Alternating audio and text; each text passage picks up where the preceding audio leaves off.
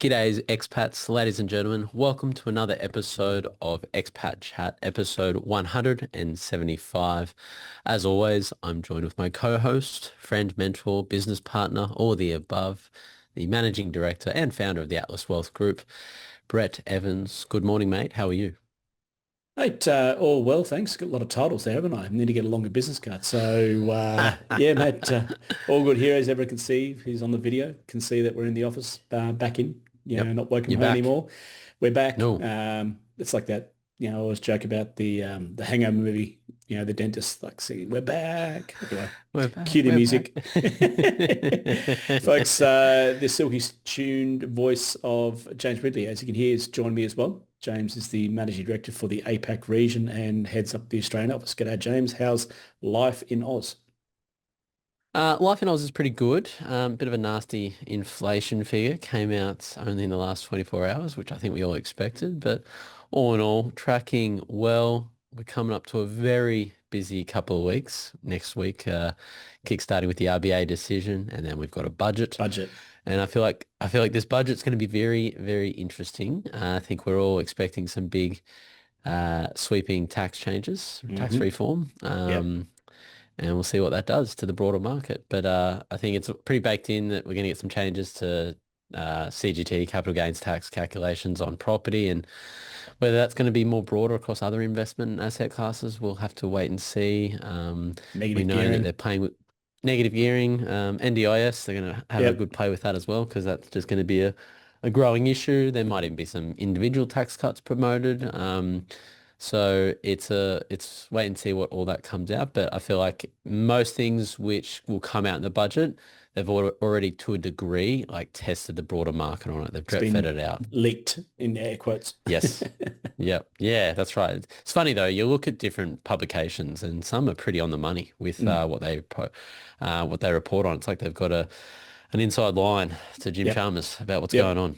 Yep, looking at you, the Australian, they're always pretty spelled on in terms of, and I think someone kicked They off in the are. Treasury the other day. Actually, was it the head of Treasury got angry about leaks coming out of Treasury with the information, and then she issued a memo about the leaks, and that got leaked as well. So she got angry about the leaks that leaked. Anyway, sounds like she's running a leaky So, ship. So, mate, let's get the eh, compliance officers happy out there. All the information we're going to yep. share with the good folks on this episode today should be treated as informational and educational purposes only. Please do not construe this as personal advice.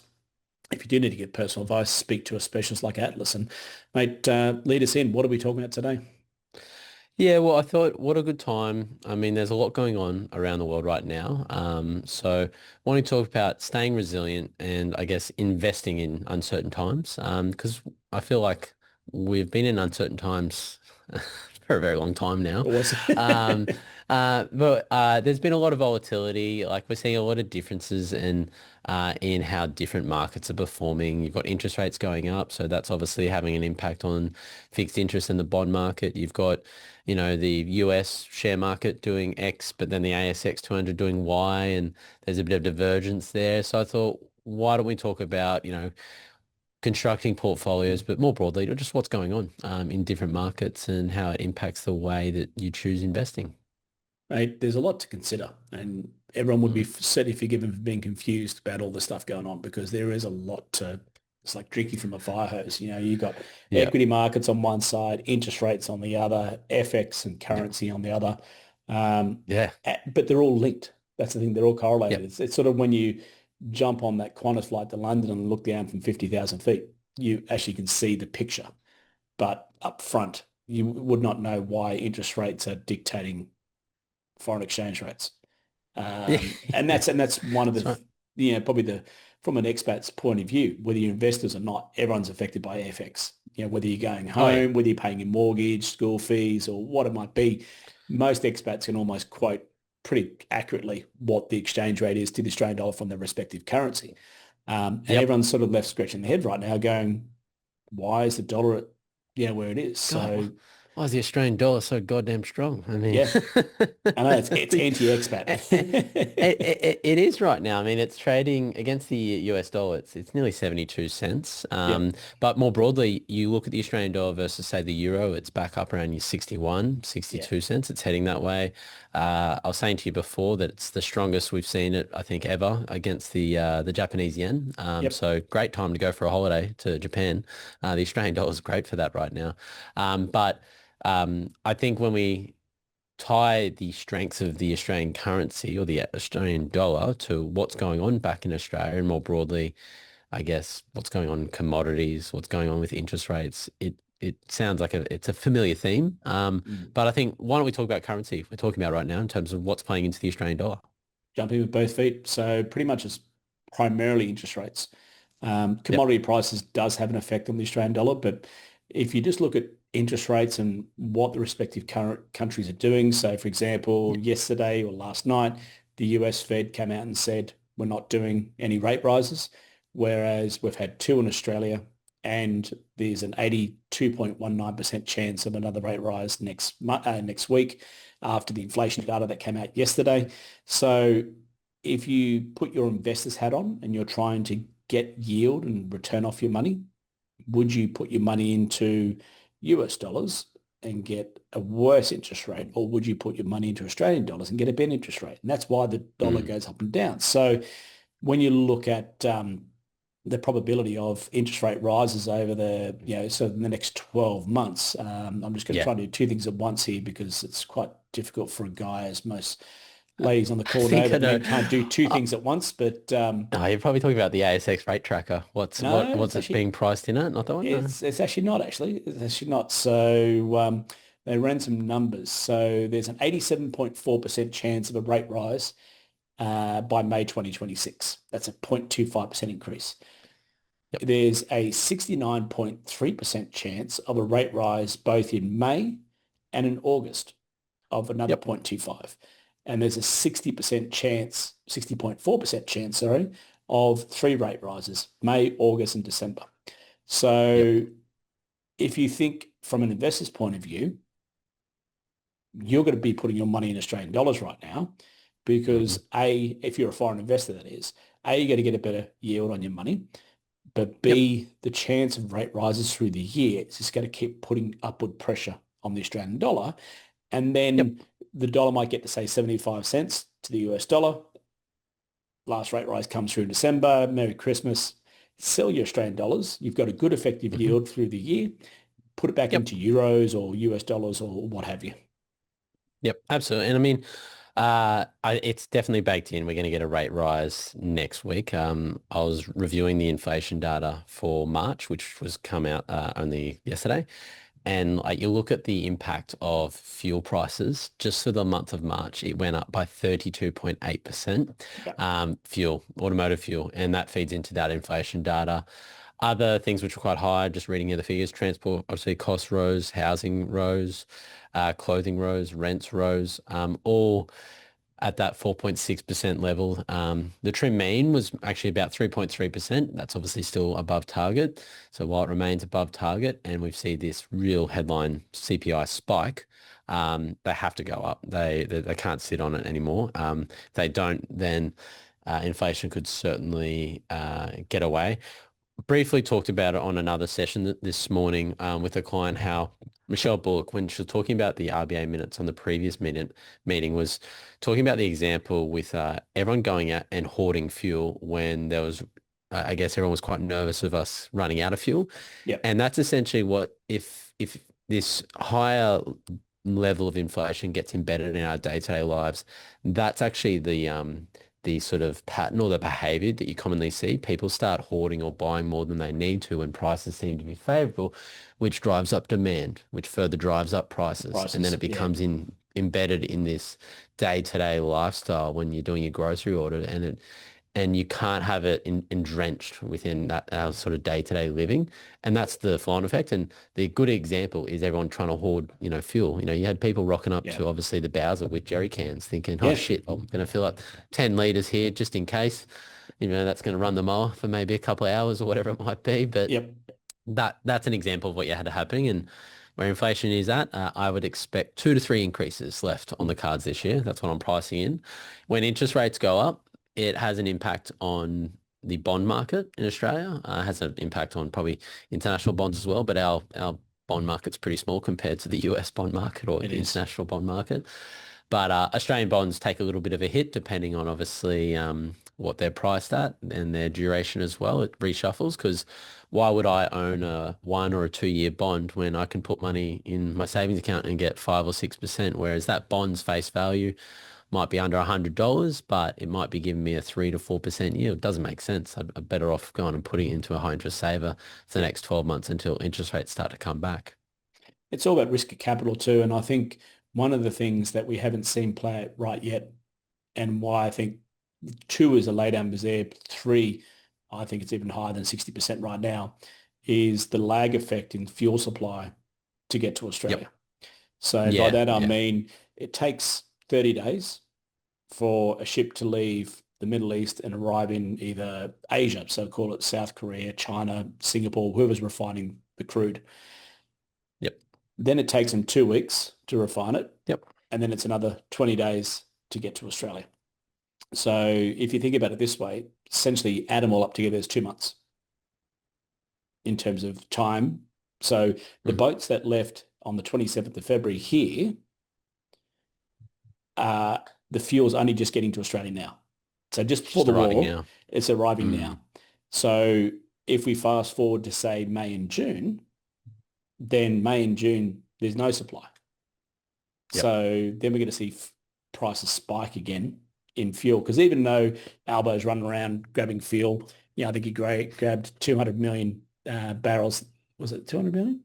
200 million. Yeah, I Yeah. think it was 200 No, million no. barrels the It's other 200 day, million. Yep. which is 2 days That's right. supply for Australia. Yep. So yeah, it's a drop in the ocean in terms of what Yep. they need. So I think you can look at FX from a currency point of view, the Australian dollar, Mm. 72 to 75 cents all day under the Yep. sun in Yep. 2026. Yeah, I think that's a really healthy sort of average as well. Like if we're getting that, I know um it's definitely when you're sending your shekels, your Aussie dollars or your US dollars back to Australia, you're getting less bang for buck. But um I can see people still doing that. I can still Mm. see people following that dollar cost averaging strategy because that's the whole point of a dollar cost averaging strategy, spreading out that currency risk or that timing risk. What about like the divergence in what we're seeing between, say, the US share market and the Australian share market, just like from the start of the calendar year? Like there's been a bit of a difference there, but got to sort of break down those markets. Massive. And it comes back to the embedded or the underlying investments. So if you look at the S&P 500, set record highs just recently, even amongst Mm, all this uncertainty, the straits are closed and all that sort of jazz. And the pure and basic simple reason is because there's a sector out there that you might have heard of that is not affected implicitly by oil prices. That's AI. And now if you look at and tech, if you look at the yep. S&P 500, 68% of the market capitalization of the worth of the S&P 500 index is tech, AI, Yeah. Microsoft, all those sort of jazz, Apple.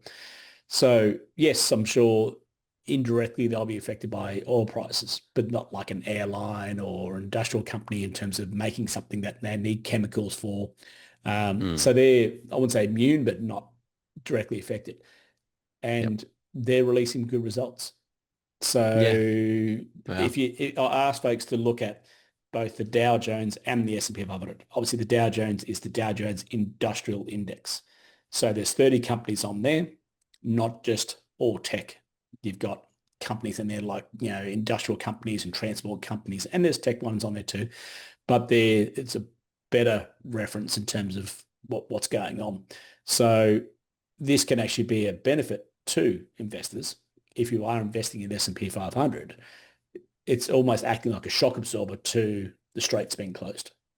So Mm, it's important to have, coming back to dollar cost averaging, it works on investing as well too. The ASX right now is down. Just got to quickly flick up on the screen here. down a We're little sitting bit. at 8656, down from a recent high in 2nd of March of 9186. So, you've got a good 500 point discount there, um, which Is the ASX 200 going to go broke tomorrow? No, it's not. So it's a good discount. Is the S&P cheap? No, it's not. Is No. the FTSE cheap? Yeah, cheaper than the S&P 500 because not as much tech. So you can go Yeah. through and build out portfolios and get discounts because now that the broad-based investor uses an ETF, it rises and falls in unison. So Mm. if you're buying the S&P 500, you're not saying, I want everything excluding the airlines.